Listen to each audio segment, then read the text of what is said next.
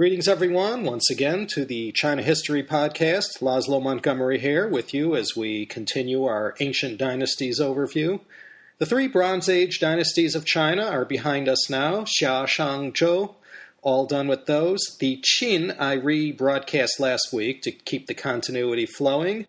I'm estimating the entirety of the Han, cover to cover, we're looking at 3, maybe 4 episodes. By this time in China, writing and record-keeping was already very far advanced, so there's plenty that archaeologists have uncovered and studied that reveals in pretty reliable detail aspects of daily life in the Han court and the environs and around China. There's quite a bit of painstaking detail about almost every aspect of the goings-on during the period of Han China, from the 2nd century BC to the 3rd century AD. In previous podcasts, basically, because there wasn't much to grab onto, there was hardly the plethora of facts and details about those Bronze Age times that you begin to have with the Han. So even skipping over most of the details from this point forward in China, each dynasty is chock full of stories, characters, battles, events, so it might take us multiple podcasts to cover each one. You've heard me mention Sima Qian in a number of podcasts. The Western Han was the period when he was actually living. So China's Herodotus lived from about 135 to 86 BC. So this time when we read from the Shi about what ancient China's greatest historiographer says about the Han emperors, this time he's describing historical events that happened just prior to and during his lifetime. Now, after we finish the Han, we're going to take a break from our dynasty overviews and reach into the grab bag and do a few random topics. I have to say I've received quite a bit of email asking me to go back to the way I used to do the podcast, jumping back and forth between ancient and modern periods. Today we're going to look at the Western Han Dynasty, as it was called, from the time of the first emperor Gao Qi to the death of his wife Empress Liu, a.k.a. Liu Taiho, who holds the dubious honor of being considered the cruelest, meanest, and most vengeful of all empresses of China. More about that later. This particular time period we'll look at today lasted from 207 BC to 180 BC. Only 27 years, but trust me when I say it's jam-packed with tons of history and significant moments. So what I think we'll do is sort of do what I did with the Zhou Dynasty, Part 1, where first I'll give a general overview of the whole Han time period. We'll also see what history was going on concurrently in the West and perhaps elsewhere in Asia. I will look at the signature achievements of the Han, which, by the way, was sort of like the Zhou in that it's broken up into Western and Eastern time periods. There's a brief interregnum when the infamous usurper Wang Mang grabbed power and ushers in the Xiang Dynasty, a one-hit wonder of a dynasty that was founded and perished with Wang Mang as its sole emperor. So let's get started. From start to finish, the Han lasted for about 4¼ centuries. You had 214 years of the Western Han, 197 years of the Eastern Han, with a 14-year period when Wang Mang established the Xiang Dynasty, separating the two periods. When the Eastern Han fell in 265 AD, it was followed by the fabled Three Kingdoms period, immortalized in the Sanguo Yanyi. What about elsewhere on planet Earth? Well, it was an incredibly big world, but it was sure starting to get smaller. During this time period, East met West for the first time. This was the time when we see the Silk Road and Chinese adventurers and traders were coming back to Chang'an, the capital, and telling of whole civilizations that existed in the West beyond the Himalayas. Civilizations where people lived in cities and had their own writing. As the Han Dynasty progressed from 206 BC to 265 AD, Buddhism spread to other parts of Asia and across China. You had the Second and Third Punic Wars. Rome, during this time, reached the height of its power, and all the names we most remember, Caesar, Pompey, Augustus, Cicero, Cato, Trajan, Antony, and Cleopatra, all lived and died during this time. However, during the final years of the Han, Rome was well into a steep decline, and at the close of the Han, Rome was in complete chaos. Jesus Christ lived during this Han period. This was the period of the Jewish revolt against Rome and the diaspora that followed their eviction from Jerusalem. The Mayan culture was developing and on its way to reach its greatest heights. So let's start with the short-lived, brutal, repressive Qin Dynasty. The mighty Qin Shi Huang's body is already cold inside his massive tomb with its 8,000 terracotta warriors.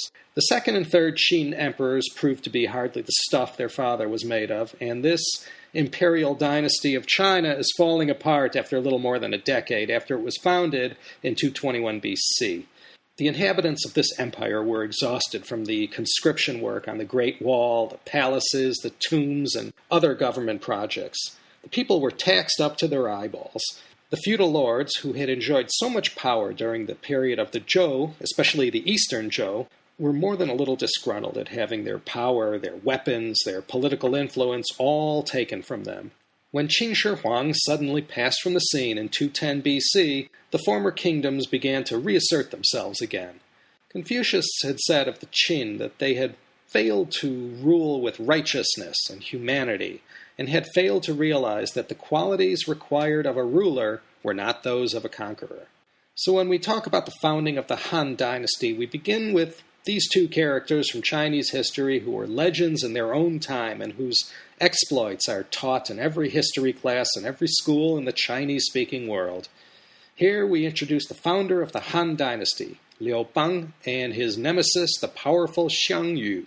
The stories and legends surrounding the battles for supremacy between Liu Bang and Xiang Yu are familiar to all students of Chinese history. Let's look at Liu Bang first.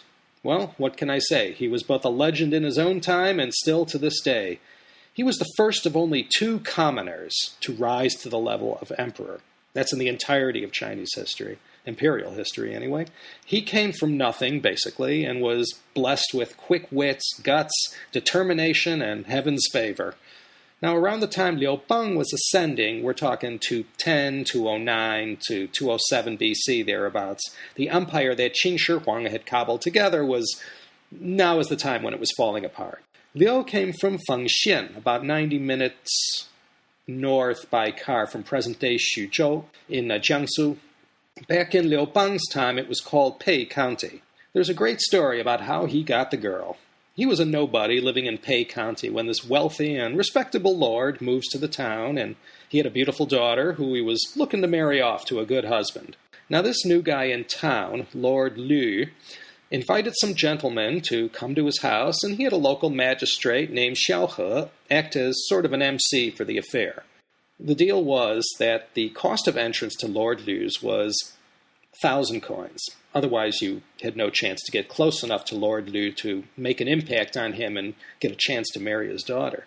Xiao He is at the entrance taking gifts from suitors and recording everything, and in walks Liu Bang. Xiao He asks for his entry fee, or whatever you might call this 1,000 coins, and Liu Bang says to Xiao He, hey, don't worry, he had 10,000 coins. Lord Liu, upon seeing Liu enter his villa, personally welcomed him into the hall and gave him a seat of honor. So impressed was Lord Liu with Liu Bang's whole manner and the way he presented himself.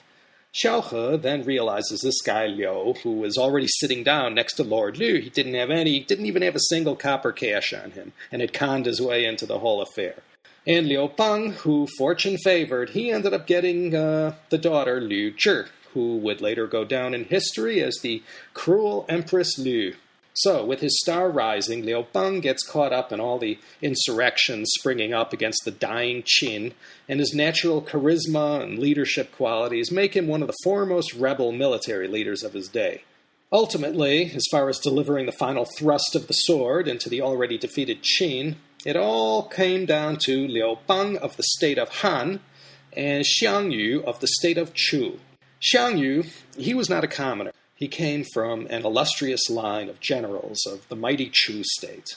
He was admired by those who served under him as a warrior and giant of a man, both physically and in the might of his will. Sima Qian can't rave enough about this guy and his accomplishments. Based on what the great historian said in the Shi Qi, Xiang Yu is considered one of China's greatest generals. He was born about 100 kilometers to the east of Xuzhou in what is present-day Suqian County in Jiangsu. Through a series of victories over the Qin, who, by the way, nobody liked those guys, The Qing Dynasty lasted only a little more than a decade, but it was not what you'd call a great time to be alive. So now that the Qin were on the run, nobody was on their side. Xiang Yu had declared himself the Xi Chu Ba Wang, or the hegemon, or Lord Protector of Western Chu State. Western Chu in those days was spread out over parts of 5 provinces, and Xuzhou was where the Chu capital was located. He was the nephew of Xiang Liang, who had made a name for himself in the history books as an early rebel who had helped bring the Qin dynasty down. Xiang Yu took up his uncle's mantle after he was slain in battle. So Xiang Yu, he came from a good background and had proved himself as a leader of men on the battlefield.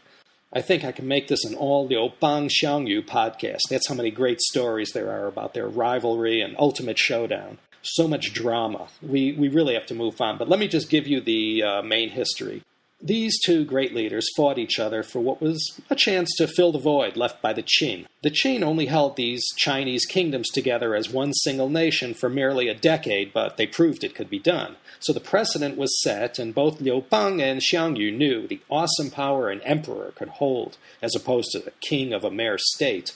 Let me quickly give you a couple interesting points about this. Chinese chess, as the Zhongguo Xiangqi, is divided into 2 sides. You don't say black or white or north or south. Chinese chessboards, even to this day, are divided down the center by a he, or a river. One side is Chu He, and the other side is Han Jie. This comes from this time period. Xiang Yu of Chu and Liu Bang of Han. And this showdown, this duel to the death, this fight to wear the crown of Qin Shi Huangdi was called the Chu Han Contention, or the Chu Han Xiangzheng. For 5 years, between 206 and 202 BC, these 2 armies battled. Yeah, it was just one big battle after another. We'll come back another day and give this whole story of Liu Bang and Xiang Yu a more focused look. So many stories and legends. However, Liu Bang prevailed over Xiang Yu, and in 202 BC, Xiang Yu met his Waterloo at a place called Gaixia, which is located in Lingbi in Anhui. Actually, not too far from where both Liu Bang and Xiang Yu were born. After this, Chu and Han unite, and Liu Bang becomes emperor and reigns as Emperor Gao Qi Han. He reigned from 202 to 195 BC. Now, he isn't the same Gao Qi as the Gao Qi emperor who founded the Tang Dynasty. You might recall the Gao Qi emperor from the previous Wu Zetian podcast. Same name, different emperor. Han Gaozu did not enjoy a long reign by any reckoning, but long enough to stabilize China, put down rebellions here and there, and get everything working again. He had very able ministers, but mostly he just adopted the same old repressive, legalist political systems as the Qin and slowly got things in order. So he kept all those old legalist principles, although it was a more relaxed period than under the Qin emperor. On the good side, though, he lowered taxes, and everyone got a breather there. If you recall, under the Qin, all the 100 schools of thought, save legalism, were banned, and the books by Confucius and all his disciples and contemporaries had been burned. But under Emperor Gaozu, Confucianism made a comeback in a big way. There was a scholar at the court named Lu Gu who took the emperor from non-believer to believer of Confucian thought and ideology, especially as it pertained to rulers. The capital was first located in what was considered back then the center of the universe, or at least in Chinese reckoning. This was the city of Luoyang, which had witnessed from time to time the kings of Xia, Shang, East Zhou, and now the Han. But soon afterwards, Emperor Gaozu, upon the advice of his loyal advisors, moved the capital to Chang'an, or present-day Xi'an. From there, he was better able to keep his finger on the pulse of the constantly troubling northern barbarians, the Xiongnu. His wife became Empress Liu, and later Empress Dowager Liu. Liu Bang, I say Liu Bang, Han Gaozu, Gaozu Emperor, all interchangeably. He remained the same as he was during the time when he was a nobody in Pei County. He knew his success had plenty to do with being one of fortune's favorites rather than being a great leader. He still caroused and partied with all his hangers-on from Pei County, and if you remember Xiaohe from the story about how Liu Bang conned his way in to meet Lord Liu's daughter, he now actually served as Liu Bang's chancellor, Chengxiang. So great were Xiaohe's contributions to the early Han period that he went down in history as Han Chusanjie, or one of the three heroes of the early Han Dynasty. When Liu Bang became Emperor Gaozu, he had to buy off a bunch of leaders to get their support during this tender stage. He enfeoffed 7 princes who were not of the Liu family. They started plotting against him in no time at all, and took various measures to enhance their power, so the emperor had to find a way to get rid of them, which he did, or at least 6 of the 7. He then replaced these 6 with members of his own family, again the Liu family, but these 6, as soon as Emperor Gaozu dies, begin to do the same thing and build their own power base. Basically, the administration system set up by the Han consisted of 14 commanderies, or military regions, to govern the wild west of the Han Empire. And to the east, which was more populous and complex, there were 10 aristocratic kingdoms set up. 100 years later, these 14 commanderies become 84, and the 10 kingdoms become 18. The idea was to keep dividing these areas up into smaller, less powerful entities. And to keep an eye on things, regional inspectors were appointed who traveled the highways and byways of Han China, checking in with all the different regions and reporting everything back to the capital. This was straight out of the Qing Dynasty playbook, but the Han refined this kind of administration and bureaucracy. And you had this direct link between the central government, headed by the emperor, and the individual peasants who paid taxes, spent time in forced labor for a certain period each year, and of course performed military service when demanded. The Han were quite successful over time in centralizing power and gradually breaking down the last remnants of the feudal system. One example, laws were put in place that called for feudal estates to be passed to all sons, rather than to just one single heir. That broke these fiefdoms down into smaller and smaller estates. Despite the sustained pressure to keep them from rising too high again, the Han aristocratic or gentry class continued to grow and evolve as the most powerful and influential social group. I suppose this is how it is almost anywhere, even today. The Gaozu emperor was known as a fatalist, and in April of 195 BC, he died from his wounds on a punitive expedition against the king of Huainan, Yingbu. He was struck with an arrow and famously said to his Empress Liu, who urged him to listen to the advice of his physicians, quote, "I am only a common person and have won over the country with just a sword in my hand. It is the will of heaven that determines my fate. It would be useless even if you sent for the most famous doctor, Bianque." Bianque, by the way, went down in history as China's first great physician. He lived around 500 BC in the Eastern Zhou spring and autumn period. You might call him the Hippocrates of China. So the great Liu Bang, Han Gaozu, passes from the scene, and what follows was a great big, in-your-face dose of Chinese imperial palace intrigue. Empress Liu takes center stage now, and has her weak son placed on the throne as Emperor Hui. Now, when Emperor Gaozu was alive, he had a favorite concubine. She was the beautiful concubine Qi. She had a son with Gaozu named Ru Yi. Gaozu had considered Ru Yi as his heir, but backed out after terrible opposition at court, who insisted his son by Empress Liu should be the heir. Well, Empress Liu never forgot this, or the fact that the emperor had showed favoritism to his concubine rather than his empress. So later, 195 BC, after Gaozu was cold in his tomb, she moved on concubine Qi and the potential heir, Ru Yi.